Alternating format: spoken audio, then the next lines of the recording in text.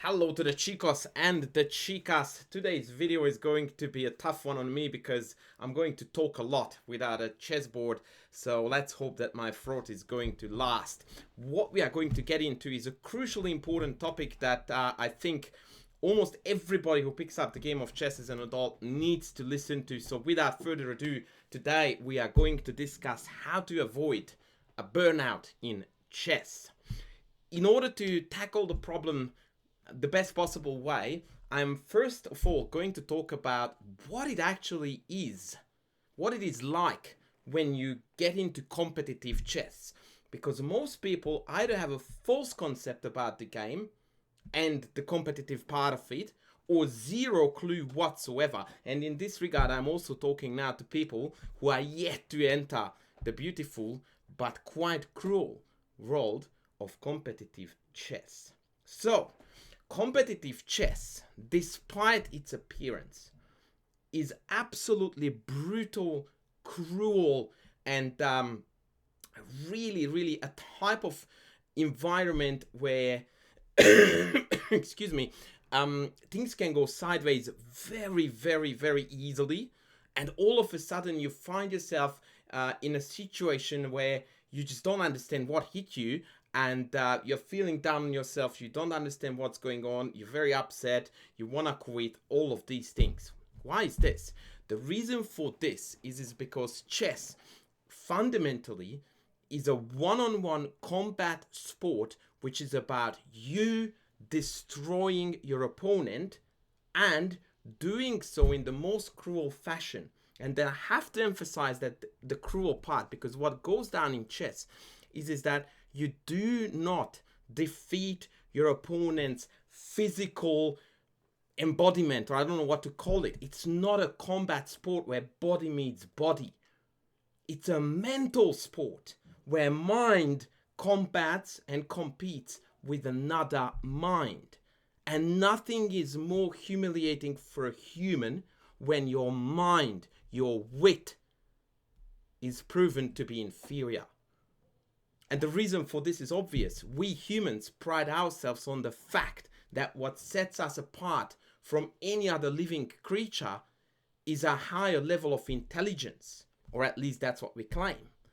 And so when you enter the arena of chess, it is your intelligence that gets tested, and when it's proven inferior, that hurts, and it hurts a lot. Name another sport where a 7-year-old kid can dunk on you like there was no tomorrow and make you feel absolutely devastated. Many of you know what I'm talking about, and many of you don't, and it's yet to come, and when it hits you, it's very unpleasant. No other sport, none whatsoever, can expose you to that level of very unpleasant facing reality of you losing to a 7-year-old kid. And again, it's not your physicality, it's not your body, it's not your stamina, your strength, your physical skill set. No. It says a 7-year-old kid is smarter than you. That is a shocker to face if you are not prepared for that. And on top of this, chess fundamentally is one of the fairest games you can find. Because you have the same amount of pieces, they move the same way, so we are putting you in an arena where it's really fair game, right? Almost in this regard, the only fair comparison is boxing. That's the closest to chess, because that's again one-on-one, and the two dudes or ladies are roughly of the same weight. So they are really evenly matched. The rules are the same for both of them, and the idea is to come out on top using the rules or staying within the rules. And that's the same for chess. But there is again another component here. In a game of chess, it can take several hours. It does often take several hours. And one mistake, one slip up can ruin everything you have done. Everything. Absolutely everything. And you walk away loser. And again, you are absolutely hating life. Once again, the only comparison for this, if we look at individual sports, is boxing, where you can lead the match on the scoreboard all the way to the end. You drop your hand down once, you get punched in the nose, knockout, see ya. Hardly any other sport is as cruel as that you lose just one tiny second you lose concentration for a second and it's gone. You can't lose a basketball match when you're 200 points up by, letting go for the last 2 minutes. Or in fact, for more score-based sports, you can't. Soccer, to some degree, you can. But the point is clear. You can ruin everything in just one tiny move that you built up for 50 moves, 7 hours. Devastating.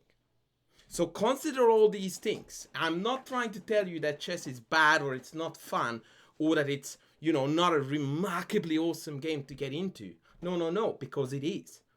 But if your idea of chess is that, I remember that cute redhead girl from the orphanage who was taught by the janitor, and next thing I saw, she was a world champ, I can do it, let's go it, and yeah, have fun. This is not the walk in the park that you think it is. Not at all. So one must be prepared that the world of competitive chess is really, really tough.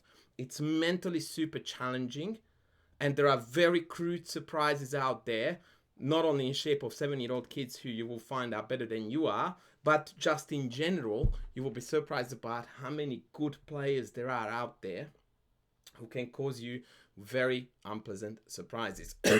Excuse me. So, how can we combat this? What can we do to retain our love for this marvelous, beautiful game without feeling bitter after our losses, after feeling very bitter after a very, very poor tournament performance, rating loss, putting several hours into it? Where is the escape from this whole situation? Well, I think the best approach is the following. I'm going to give you a couple of bullet points that I think everyone should follow who enters the game of chess as a grown-up and who is then entertaining the idea of throwing their hats in for competitive chess. The first thing that I think you really should do is to identify in the world of chess at least 3. That is my go-to number in this regard. 3 things that you absolutely love about this game that is not competitive. Meaning not going to tournament and play, or logging on to chess.com or Lichess or wherever you play and just play games and try to win. No, you need to find 3 things, 3 for the Americans, 3 for the Europeans, and 3 for the Asians. 3 things that you love about the game that is not competitive. Examples: studying your openings, solving puzzles, solving composed problems, you composing problems. There are many, many things. Reading chess books, reading chess history. There is so much you can do with a chessboard and 32 pieces that is really fun, but not competitive. Because if you have the ability to fall back onto these loved things when other aspect of your chess is not doing well, or aspects are not doing well, then you are still engaging with your loved game in a way that is meaningful and you're having fun. It's super important to pick those areas and fall back onto those whenever things are going sideways. Number 2, this is gonna be a cruel one. You need to lower your expectations in terms of what you can accomplish, what it is going to take, how long it is going to take, and so on. And the reason for this is not because you who is watching this video now is not talented, not hardworking enough, any of the above. The reason for this is because the vast majority of people underestimate the work it takes to get good at chess. And also, more importantly perhaps now, they underestimate the competition they are facing. Chess is more popular today as I'm recording this video than ever in the history of humankind. There are more people playing, more coaches are coaching, more chess courses are sold online.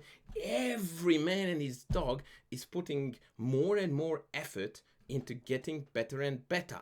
As a result of that, what it means to be good at chess today is entirely different from what it meant 5 years ago, 10 years ago, 2 decades ago. The floor is gradually increasing. So is the ceiling, by the way. But the bottom line is that even at the bottom levels, there is a super stiff competition to just make the next step. It's not easy. It's getting harder every day. People put in insane amount of hours to get better at chess. So you are not the only one who is working hard on it. Everybody else is.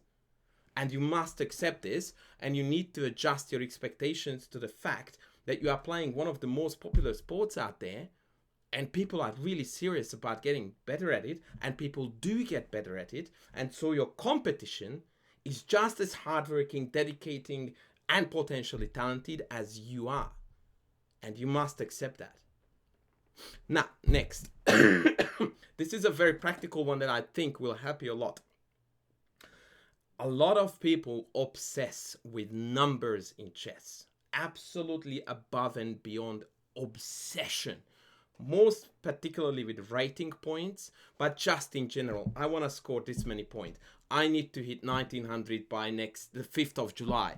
I need to get my puzzle rating up to 2500. I must do 4 hours of chess. The numbers are just ruining the fun, and they take the fun out of chess. But most importantly, it's the rating goals that, in my opinion, kill the mood of a lot of amateur players.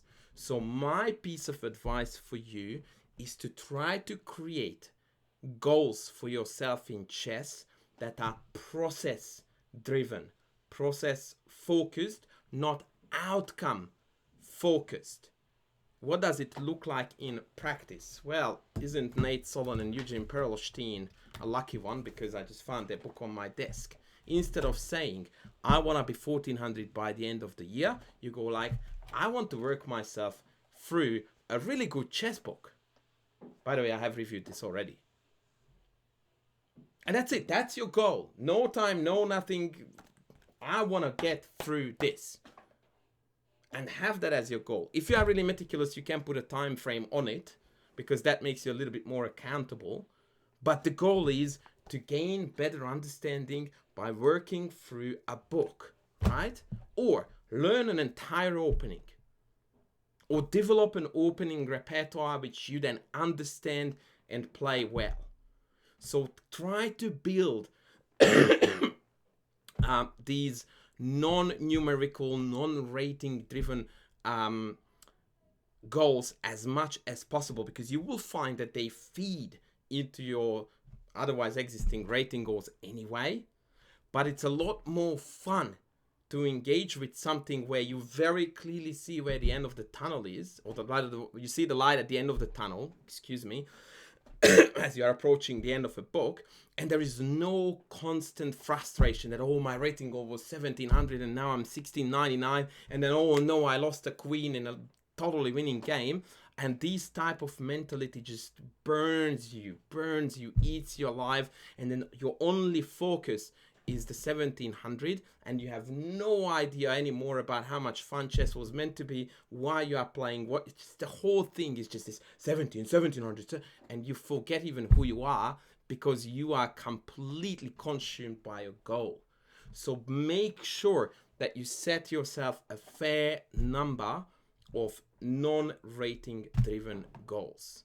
And the last one that I have for you for this video, which again is going to sound probably really weird from a guy who is a chess coach and who has been doing chess now for 30 years. You need to pick a second hobby, and that must be a non-competitive one. So if chess is your number one passion, and that's what you love to do after work, after study, whatever, pick a second hobby, and it has to be a non-competitive one. And in my opinion, preferably one that takes you outdoors, because chess by default is you sitting on a chair in a room, enclosed, no fresh oxygen, no sunshine, no nothing. In general, it's not an optimal environment for you to be in. Hiking would be my optimal recommendation, but each to their own, whatever you want. But pick a second hobby, because inevitably there will be times, if you are doing competitive chess, when you are just sick of it. I would totally lie to you if I said that point is not going to come. almost certainly there comes a point in your chess life where you just go like, stuff this. And at that point, there is a very serious risk that you are going to actually quit. And if you have something else to fall back onto that you are very passionate about, and that something is completely different in nature from chess, meaning it's non-competitive, it takes you outside, it exposes you to different type of people, then it's far more likely that you are going to rebuild yourself. You find energy that, is going to help you to bounce back. And again, face the difficulties of your other hobby, re-engage, recharge, reload, and redo, and get back into it again. If you contrast that with you having chess as your only hobby, or you have another hobby that's also competitive, then the risks are immense that you are going to remain bitter, because if you don't have something else to do, you're inevitably going to spiral back to chess, and you will continue that downward spiral of losing, getting bitter, and so on. Or if you have another competitive hobby, then you are running the risk of potentially losing in that particular hobby as well, and then life just feels like it sucks to no end. And again, the risks are that decisions will be made that would be regretted later on.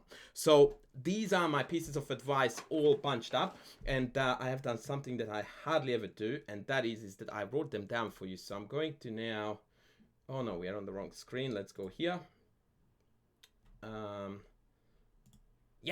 Here we go. So I'm going to give you a quick summary. First, you must acknowledge the fact that chess is an incredibly difficult, tough, cruel, mentally draining game. If you don't know this, or rather if you are not willing to recognize this, you will be up for very, very unpleasant and crude experiences. So acknowledge that the game you are playing is brutally competitive, it's cutthroat, and it's going to bruise you whether you like it or not. And if you're not ready for it, yeah, it's gonna hurt. There's no other way about it. So I'm not gonna tell you. It's like, so you enter the world of boxing and someone tells you that, oh, by the way, you are gonna get punched, and we go like, really? Yep. Yeah. And you're gonna get punched hard.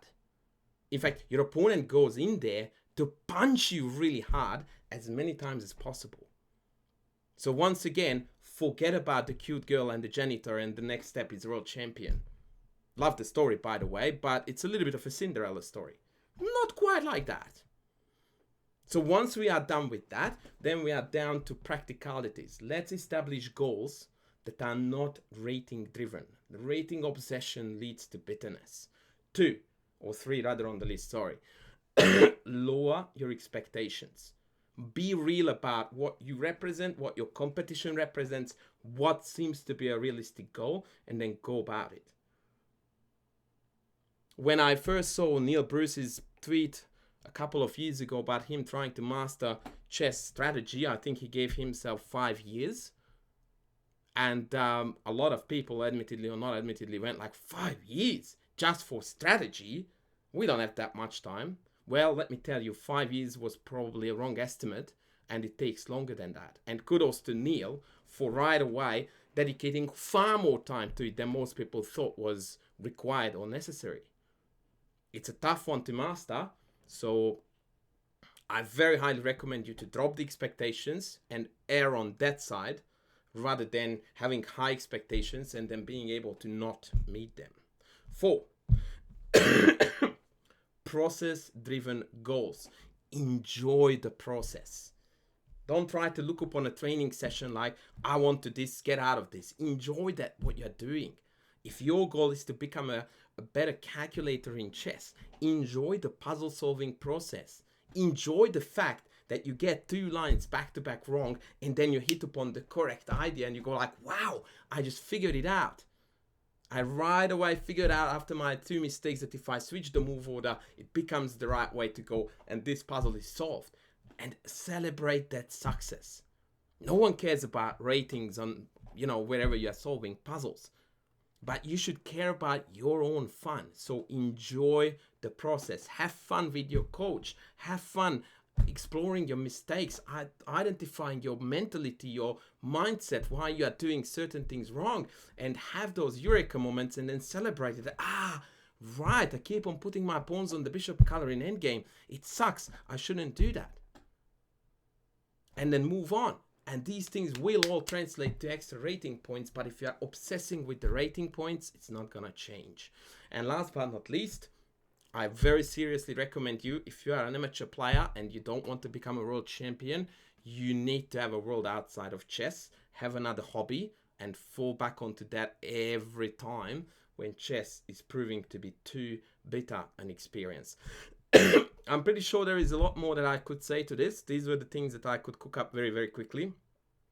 I hope that it has been proven at least somewhat useful for you. I would be super delighted to read in the comments other ideas, other techniques, methods that you use to avoid burnout in chess.